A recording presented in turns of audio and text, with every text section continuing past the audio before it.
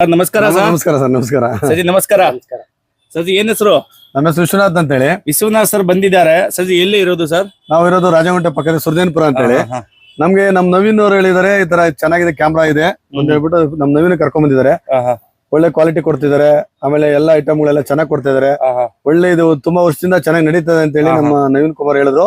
ಹಾಗಾಗಿ ನಾವು ಇಲ್ಲಿ ಬಂದಿದೀವಿ. ಉತ್ತಮವಾಗಿ ಇಲ್ಲಿ ಡೆವಲಪ್ ಇದೆ, ಚೆನ್ನಾಗಿ ಒಳ್ಳೆ ಕ್ಯಾಮ್ರಾ ಕ್ವಾಲಿಟಿ ಇದೆ.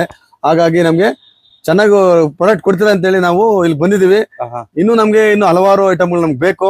ಹಂಗಾಗಿ ನಮ್ಗೆ ನಮ್ಮ ತಮ್ಮವ್ರ ಒಂದ್ ಮನೆ ಕಟ್ತಾ ಇದಾರೆ, ಅಲ್ಲಿಗ್ ಬೇಕು. ನಮ್ಮ ಅಣ್ಣವ್ರ ಒಂದ್ ಕೊಡ್ತಾ ಇದಾರೆ, ಅಲ್ಲಿಗೊಂದ್ ಬೇಕು.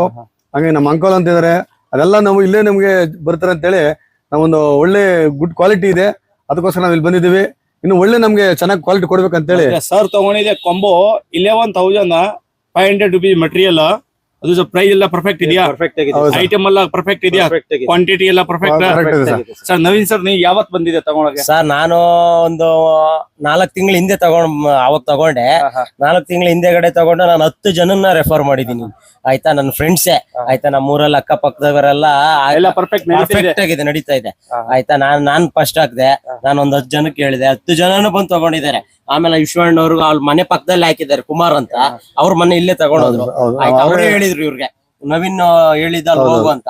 ಹಂಗೆ ಬಂದು ತಗೊಂಡೋಗೋಣ ಅಂತ. ಕ್ವಾಲಿಟಿ ಚೆನ್ನಾಗಿದೆ, ಏನ್ ತೊಂದ್ರೆ ಇಲ್ಲ, ಎಲ್ಲ ತಗೊಂಬೋದು. ಹಂಗೆ ಬರ್ತಾ ಇರಿ. ವೆಲ್ಕಮ್. Thank you.